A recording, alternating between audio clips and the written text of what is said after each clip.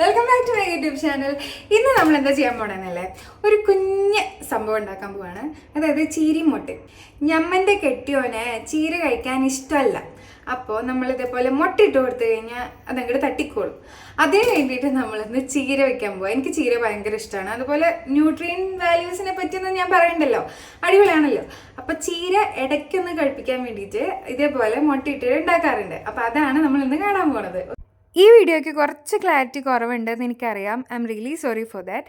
ഫസ്റ്റത്തെ 3 ഷോർട്സും ഞാൻ ജനലിൻ്റെ അവിടെ വെച്ചിട്ടാണ് എടുത്തിട്ടുള്ളത്. ആ ഒരു പുറത്തുനിന്ന് വരുന്ന ലൈറ്റ് വെച്ചിട്ട് ഞാനൊരു ഈവനിങ് 6 മണി സമയത്താണ് എടുക്കുന്നത്.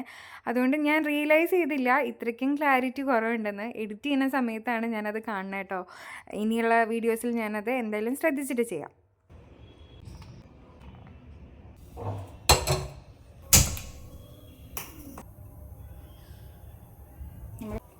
ചോപ്പ് ചെയ്ത് വെച്ച ഈ ഗാർലിക് ഉണ്ടല്ലോ, അത് നമ്മളങ്ങനെ ഇട്ട് കൊടുക്കാണ്. അപ്പം നല്ലൊരു മണം വരും. അത് സവാളയും കൂടി ഒന്ന് ഇട്ട് കൊടുക്കാം. ലൈറ്റ് അത്യാവശ്യം നല്ലോണം കുറഞ്ഞു തുടങ്ങി കേട്ടോ. അപ്പം ഞാൻ ഉപ്പിട്ടിട്ടുണ്ട്. ഉപ്പിട്ട് ഒരുവിധം ഇത് നന്നായി മുരിഞ്ഞു വന്നപ്പോൾ ഞാൻ അതിൻ്റെ ഉള്ളിലോട്ട് കുറച്ച് നമ്മുടെ കറിവേപ്പില അതിലേക്ക് ഇട്ട് കൊടുത്തിട്ടുണ്ട്. ആ സൗണ്ട് നിങ്ങൾ കേൾക്കുന്നുണ്ടോ? നല്ല ഉള്ളി മുരിഞ്ഞ് മണം വരുന്നുണ്ട്. I hope you guys can see this. നല്ല ഉള്ളി മുരിഞ്ഞ മണം. ലൈറ്റിൻ്റെ ഇഷ്യൂ ഉണ്ട് എനിക്കറിയാം. അടുത്ത പ്രാവശ്യം ഞാനത് സോർട്ട് ചെയ്യുന്നതായിരിക്കും ഗൈസ്. അപ്പം നമ്മൾക്ക് ഇനി കുറച്ച് മുളക് പൊടിയും കുറച്ച് മഞ്ഞപ്പൊടിയും നമുക്കിടാം. ആദ്യം ഇതും കൈക്കണക്കായതുകൊണ്ടാണ് എനിക്ക് ഇതിനെ പറ്റി പറയാൻ അറിയാത്തത്. പിന്നെ ഇതൊരു കുക്കറി ചാനലൊന്നല്ലല്ലോ, നമ്മൾ ഈ കറി ഉണ്ടാക്കുന്നു, അവൻ എന്ത് പറയുന്നു നമുക്ക് നോക്കാം. എനിക്ക് ഈ കറിയുടെ മണത്തിനേക്കാൾ എപ്പോഴും ഇഷ്ടം ഇങ്ങനെ ഉള്ളി മൂപ്പിക്കുമ്പോൾ ഉള്ള ഒരു സ്മെല്ലുണ്ടല്ലോ, അതെനിക്ക് ഭയങ്കര ഇഷ്ടം. അപ്പം ഞാൻ വെറുതെ ഇരിക്കുമ്പോൾ അപ്പുറത്തെ വീട്ടിൽ നിന്ന് ആ മണം വന്നാലും എനിക്ക് ഭയങ്കര ഇഷ്ടമാണ്. ആ സമയത്ത് ഒരു ക്രേവിങ്സ് അങ്ങ് വരും, വീട്ടിലത്തെ ഫുഡ് കഴിക്കാനായിട്ട്. മുട്ടയാണ് ഇടാൻ പോണേ. ഒരൊറ്റ മുട്ടയും ഞാൻ ഇടുന്നുള്ളൂ. ഒരു മുട്ട ഇട്ടിട്ട് എങ്ങനെയുണ്ടെന്നൊന്ന് നോക്കി നോക്കാം.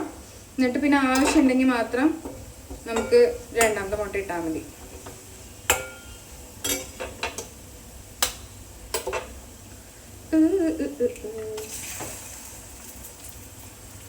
ഞാൻ ഇങ്ങനെ എടുക്കും.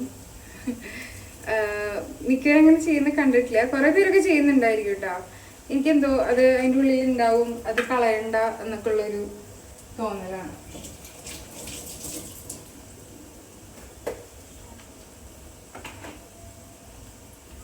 നമുക്ക് അതൊന്ന് ചിക്കി കൊടുക്കാം.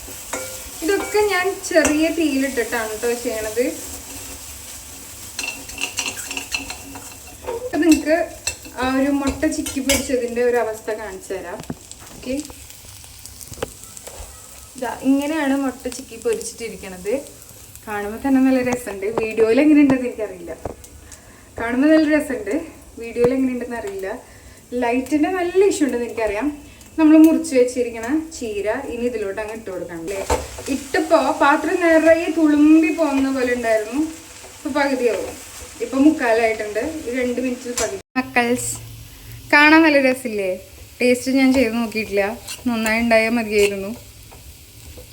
ഇതൊന്നും ഞാൻ അടച്ച് വെച്ച് ഒരു 2 മിനിറ്റും കൂടെ വേവിക്കുന്നുണ്ട്. അത്ര തന്നെ ആവശ്യം ഉണ്ടാവുള്ളൂ. ഇത് കഴിഞ്ഞാൽ നമുക്ക് ടേസ്റ്റ് നോക്കിയിട്ട് എന്തെങ്കിലുമൊക്കെ ആഡ് ചെയ്യാനുണ്ടെങ്കിൽ ആഡ് ചെയ്ത് നമുക്ക് ഇതെടുത്ത് മാറ്റി വയ്ക്കാം. നമുക്ക് തുറന്ന് നോക്കാം. സെറ്റായിട്ടുണ്ടായിരിക്കും. നിങ്ങൾക്ക് കാണാം അല്ലേ ഞാനിങ്ങനെ ക്യാമറ പിടിച്ചേക്കണത്.